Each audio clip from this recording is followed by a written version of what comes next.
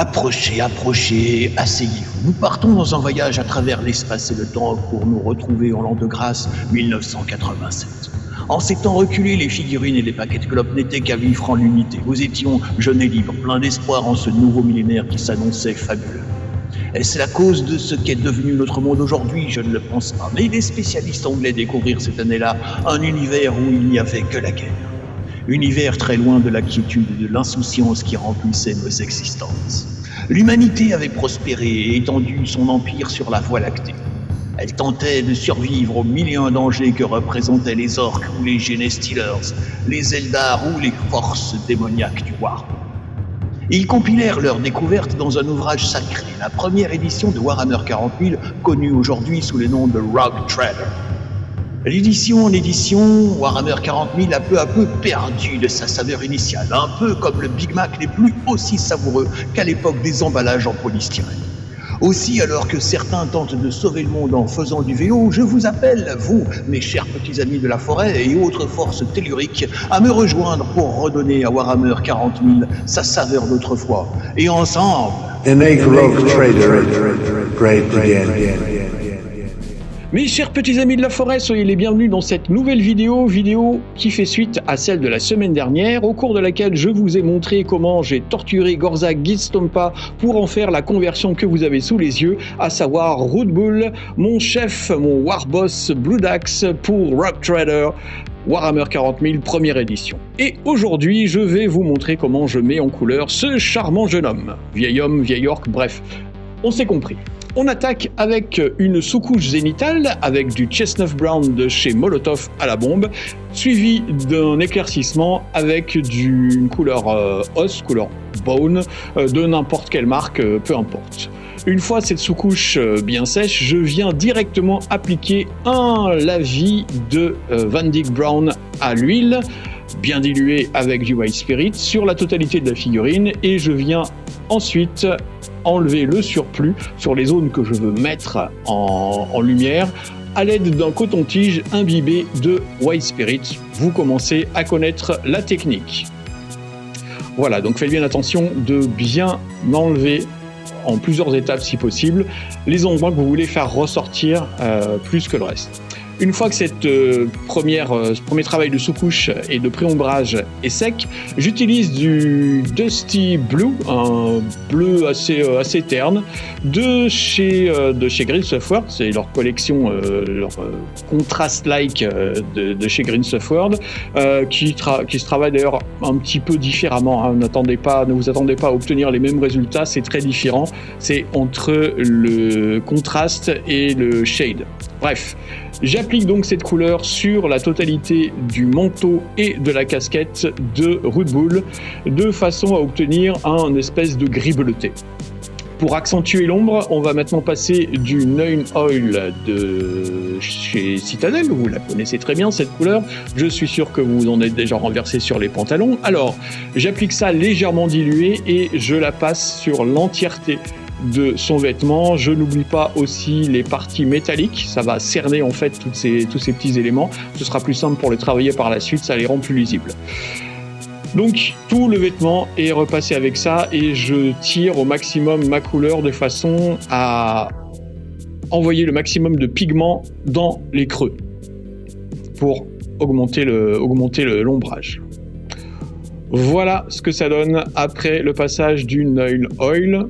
On va laisser sécher et puis on va enchaîner avec la suite.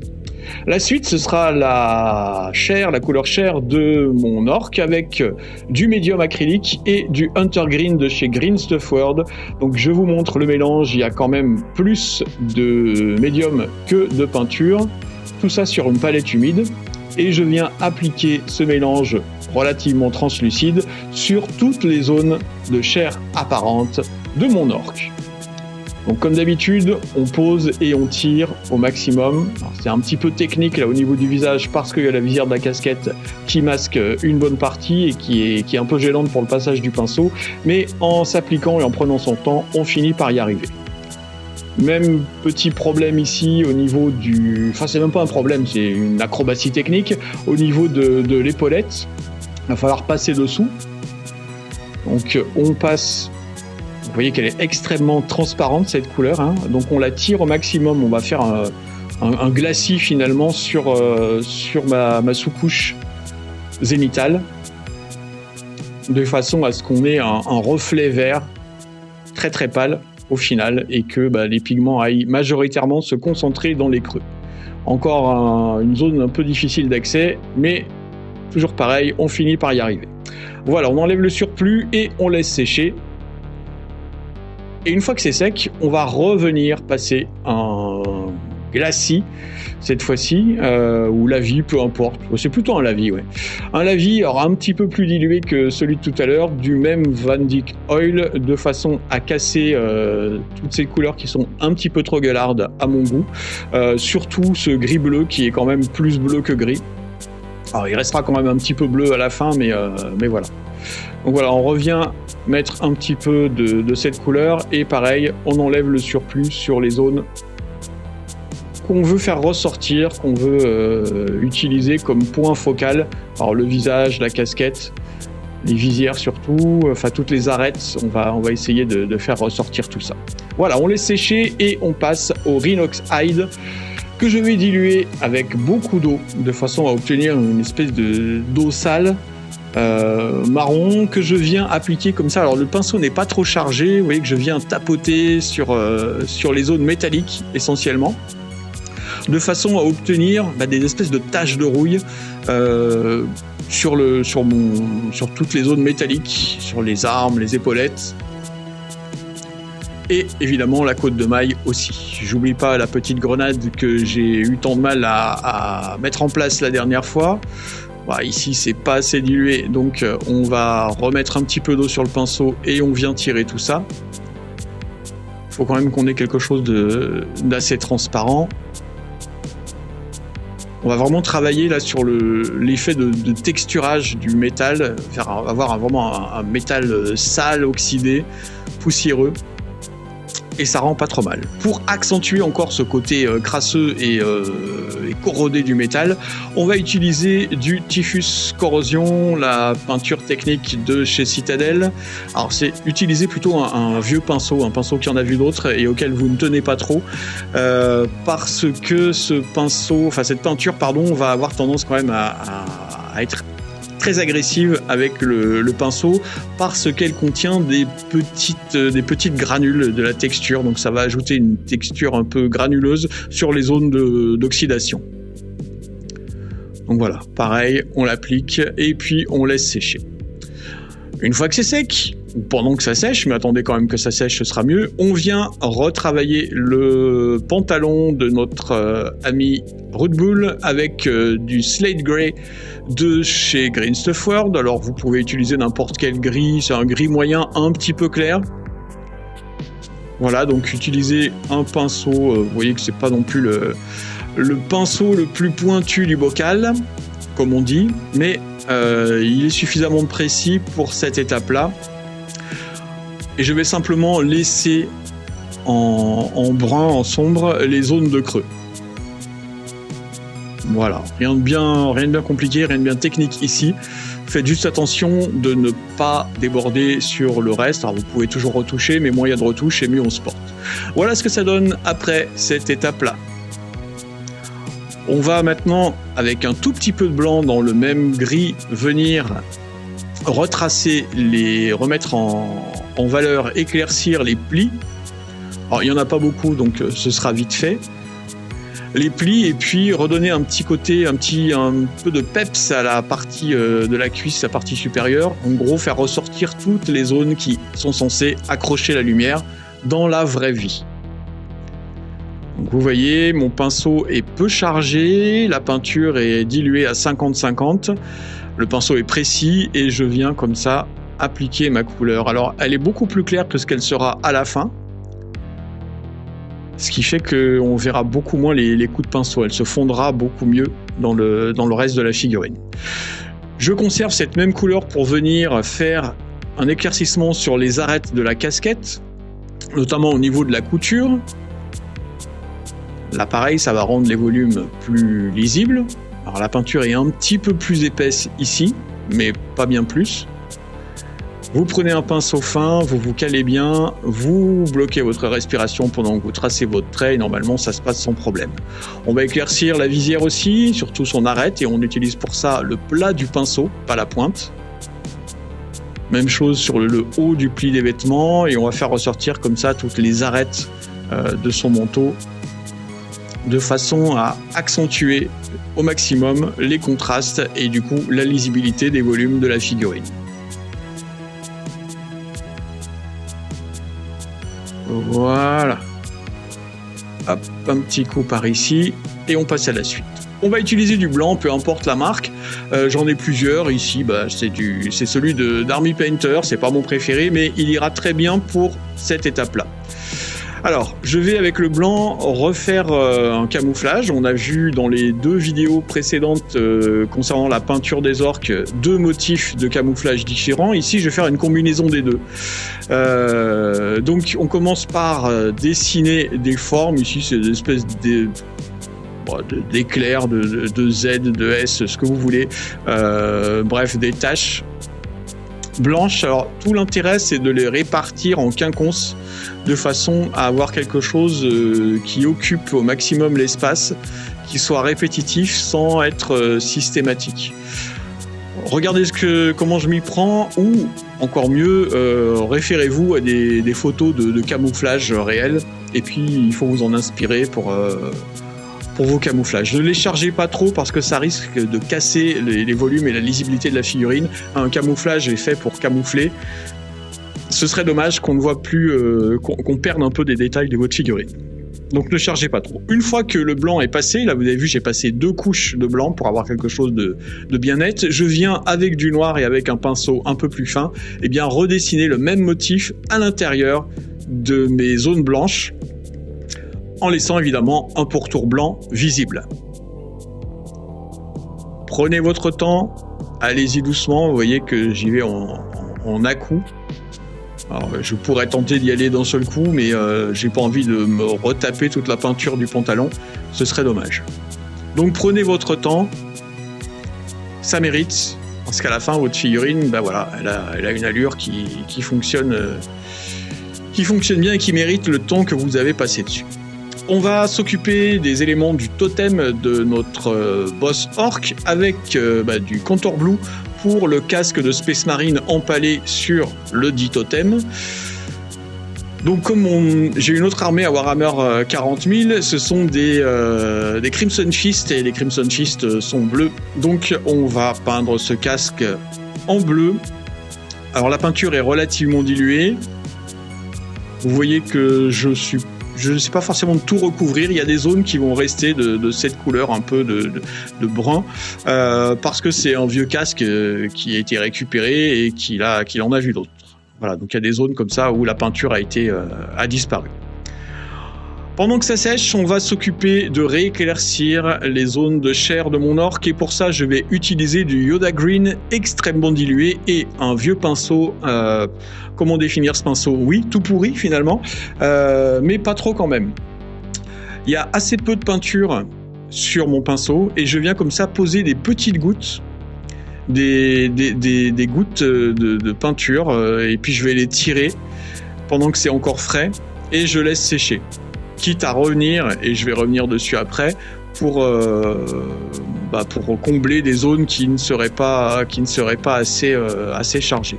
Le fait que cette peinture soit relativement diluée et mon pinceau soit peu chargé, ça va permettre en fait à la peinture de se fondre par transparence avec ce qui est déjà en place et d'unifier, de lisser un petit peu, créer un dégradé finalement. Voilà, alors pour le visage, même pinceau, mais on s'applique d'autant plus parce que le visage est un élément essentiel d'une figurine. C'est la première chose que le regard va accrocher. Donc, s'il y a une erreur sur le visage, eh bien, ça risque de se voir assez rapidement. Donc, vous voyez, je pose mes couleurs et je les mets en place, je les tire petit à petit. Je vais rajouter un peu de parchemin dans ma couleur verte et je viens avec exactement la même technique finaliser sur les zones les plus exposées à la lumière, venir poser des petites touches comme ça, vraiment juste pour rehausser pour redonner encore plus d'éclaircies sur des zones très très limitées. Voilà, et pour finir, vous pouvez y aller en tapotant comme ça, ça va unifier un petit peu l'ensemble, à condition évidemment que votre couleur soit très diluée et que votre pinceau ne soit pas trop chargé. Vous voyez, on a l'impression qu'il est sec, or il ne l'est pas. Je vous promets qu'il ne l'est pas. Voilà, pour cette étape. On va maintenant s'occuper des dents. Et oui, les dents c'est important, et quand on est un orc c'est d'autant plus important que plus on a de dents, plus on est riche. Donc on va utiliser la même couleur parchemin et un pinceau fin et précis. Alors cette fois-ci on change de technique, plus de tapotage. On vient redessiner toutes les dents une par une. Alors, il n'y en a pas tant que ça, ça a l'air long et fastidieux comme ça, mais ça ne l'est pas tant que ça. Donc toutes les dents vont être repeintes une par une en faisant bien attention de laisser en brun foncé l'interstice entre chaque dent. Si jamais vous bavez, c'est déjà que votre peinture sera trop diluée, ou que vous avez bu trop de café, du coup vous avez la tremblante, et attendez que ça passe pour vous y remettre. Si vous vous trompez et que vous bavez à côté, vous attendez que ça sèche, vous venez remettre un petit coup d'Agrax Earthshade et vous venez retoucher votre dent. On en profite aussi pour faire ses ongles, et puis on va venir s'occuper maintenant des différentes peintures tribales qu'il pourrait y avoir sur notre orc. Même couleur, même dilution, et on vient comme ça dessiner les peintures de guerre. Alors ici, comme j'aime bien faire le malin et que j'y arrive bien maintenant, je viens vous montrer que je suis super fort pour faire les damiers. Donc un motif de damier, c'est très simple, vous dessinez un carré. Hop, vous voyez, on prend son temps, deux lignes à peu près droites, et une fois qu'il est relativement carré, vous venez en faire un autre en quinconce un peu plus loin, et vous enchaînez ainsi de suite, jusqu'à ce que toute la surface que vous vouliez faire en damier soit recouverte d'un motif de damier. Pas bien compliqué. Votre pinceau doit être précis et votre peinture suffisamment diluée. Voilà ce que ça donne une fois que le damier est fait. J'ai aussi repeint le crâne sur la hache énergétique. On va maintenant s'occuper de retravailler les parties métalliques en venant mettre des éclats de lead bleacher avec le même vieux pinceau pourri de tout à l'heure. C'est comme pour un brossage, au niveau de la préparation, vous prenez votre peinture, vous la mettez sur la palette, le dessous de plat là, qui est sous la palette humide, vous frottez votre pinceau dessus et vous l'essuyez dans un chiffon, et au lieu de faire un brossage directement sur votre figurine, vous venez simplement appliquer comme un tampon votre pinceau, et en tapant sur les zones de relief, sur les arêtes par exemple. Et en fait la peinture va simplement se déposer en faisant quelques petites traces autour, comme si le métal était griffé. Le métal est oxydé et il a été usé par des griffures, donc c'est surtout sur les arêtes, sur les endroits exposés, les lames de hache énergétique, les lames de couteau, etc., que la technique est vraiment appréciable. Voilà, on va maintenant, une fois que tout ça est sec, utiliser du noir. Ici c'est du Abaddon Black, mais n'importe quel noir fera très bien l'affaire. On va l'utiliser pour la plaque de tôle percée que j'ai accrochée la dernière fois sur son totem, et sur la partie centrale de la lame de la hache énergétique. Alors pourquoi je peins tout ça en noir? Et bien vous allez le voir dans quelques instants. C'est tout simplement parce que je vais faire ces fameuses stries jaunes et noires qui font tellement chicos sur les figurines futuristes qu'on se plaît à en mettre de partout. Donc là j'ai très peu de peinture sur mon pinceau, et je vais là aussi tapoter pour avoir une peinture qui donne l'impression d'avoir eu une vie meilleure il y a bien longtemps, d'être usé par les batailles, par tout ça. Une fois que le noir est sec, je vais utiliser une couleur sable, celle de chez Prince Auguste par exemple, puisque c'est celle que j'ai à la maison. Je la dilue suffisamment pour qu'elle soit bien lisse et qu'elle ne fasse pas de traces. Faites attention, cette peinture est un peu épaisse. Et à l'aide d'un pinceau très précis, je viens tracer mes lignes en diagonale. Alors, commencez toujours par tracer les deux bords extérieurs et puis vous remplissez après. Quand vous tracez vos lignes, pensez à bien bloquer votre respiration et à prendre votre temps pour tracer. Alors prenez pas tout votre temps non plus sans respirer parce que vous allez tomber de votre chaise, mais soyez raisonnable, hein, je compte sur vous. Vous pouvez y aller par petits à-coups successifs ou y aller directement. Si vous avez peur au début, allez-y doucement, hein. Et puis de toute façon on peut toujours corriger en revenant mettre un petit peu de noir à côté si on a trop débordé. Mais bon, on va pas passer sa vie à corriger les erreurs.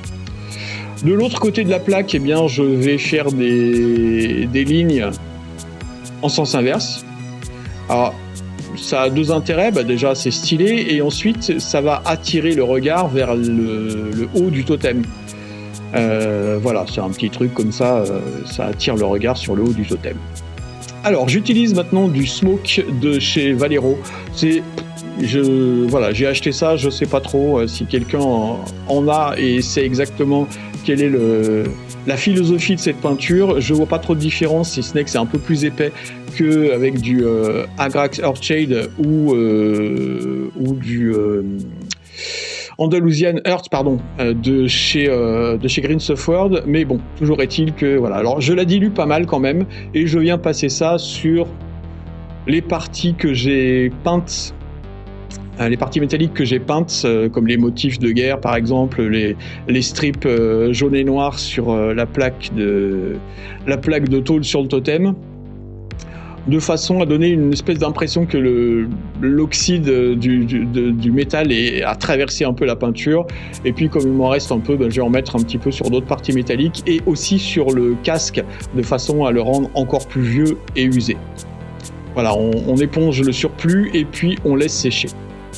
Une fois que tout est sec, avec un jaune bien pétant, hein, peu importe la marque là aussi, on s'en fout, on vient retracer les arêtes qui accrochent la lumière, donc plutôt les arêtes tournées vers le haut. Et puis vous pouvez comme ça tracer des petites lignes, des rayures comme ça sur les zones jaunes sales, comme si c'était sale mais qu'il y a eu des griffures qui ont enlevé la crasse dessus. Ça donne un peu plus de réalisme et de profondeur à la couleur. Même chose sur les strips jaunes sur la hache énergétique. Alors c'est peut-être un peu plus embêtant ici parce qu'il y a tout un tas de choses qui me gênent dessus, mais essayez au maximum de vous appliquer et à rendre la partie centrale plus claire en premier et ensuite venir un petit peu travailler sur les bords des lignes. Comme je vais le faire ici, vous voyez qu'on confond un petit peu le jaune avec le noir, c'est pas assez franc pour une bonne lisibilité de la figurine. Donc je viens retracer certaines parties, certains bords de mes lignes jaunes avec ce jaune pétant pour aider à la lisibilité. Vous voyez que de loin ça marche quand même un peu mieux que tout à l'heure. Voilà.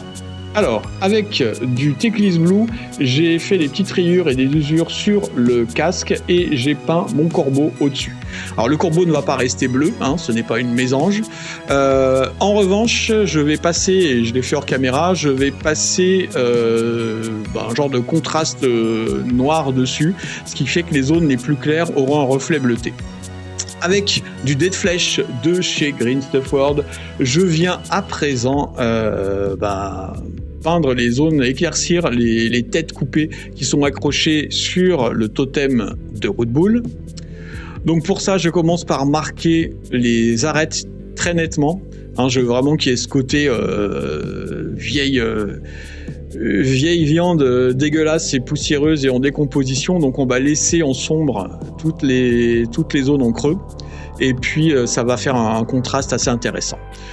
On a presque terminé, on va maintenant passer un lavis c'est même un glacis, tiens, ouais, c'est un glacis de terre de sienne brûlée à l'huile, relativement diluée, on tire bien la couleur. Alors là, c'est vraiment pour unifier la totalité de la figurine avant le vernis. Donc vous passez ça partout et on va faire exactement la même chose que ce qu'on a fait avec les deux lavis précédents, c'est-à-dire qu'une fois que ce sera sec, avec un coton-tige ou une petite éponge à maquiller, je viens enlever le surplus. Alors là, je vais vraiment travailler un peu plus précisément et de manière un peu plus réfléchie parce qu'il va falloir que certaines parties soient vraiment éclatantes en termes de luminosité et que je vais en estomper d'autres.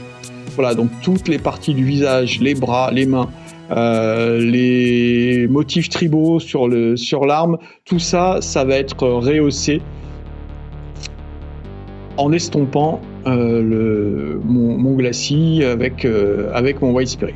Alors là, vous en voyez qu'un à la fois, je vous montre pas tout, mais il y a plusieurs cotons-tiges qui sont utilisés parce que ça prend un petit peu de temps. Ne frottez pas, roulez plutôt ou tapotez parce que si vous frottez, même si c'est pas le White Spirit qui va diluer la peinture, elle est quand même assez fragile la peinture dessous, donc allez-y mollo, d'accord. Et puis on va enlever l'excès comme ça en épongeant. Et voilà mes petits amis de la forêt, c'est terminé pour la peinture de Root Bull, voilà ce que ça donne. Alors mon cher David, tu pourras remarquer, petite dédicace, que j'ai fait un trou, et oui, avec ma petite perceuse à main, dans les canons du bolter, et ça c'est vraiment pour te faire plaisir. J'ai travaillé le socle comme je l'ai fait dans les vidéos précédentes de peinture d'orque, donc je vous y renvoie pour que vous voyez un petit peu comment faire si vous ne les avez pas déjà vus. Alors toujours ouvert les candidatures si vous avez envie que je peigne vos figurines, eh bien mon carnet de commandes est ouvert et n'attend que vous, peu importe les figurines, que ce soit pour du Warhammer, que ce soit pour du Epic, que ce soit pour de l'historique, que ce soit pour du Zombicide ou pour n'importe quel autre jeu de figurines, n'hésitez pas à me contacter, laissez-moi un petit message sous la vidéo ou carrément sur le Discord de la chaîne, vous avez le lien en description sous cette même vidéo. Vous pouvez aussi me joindre sur Instagram et voir mon travail en fait en photo. L'Instagram c'est Suplomodatae, comme pour la chaîne, c'est tout pareil. Voilà, donc du coup c'est relativement pratique. J'attends donc vos propositions, elles seront les bienvenues. Semaine prochaine, vous aurez droit à la figurine du mois, ce sera un Eldar. Dépêchez-vous d'aller dans vos boutiques Warhammer préférées pour la récupérer parce qu'il n'y en aura pas pour tout le monde comme à chaque fois. Donc je vous montrerai la séance de peinture, comment je mets tout ça en couleur. D'ici là, je vous souhaite de bien vous porter, de bien jouer, de bien peindre et je vous dis à la semaine prochaine.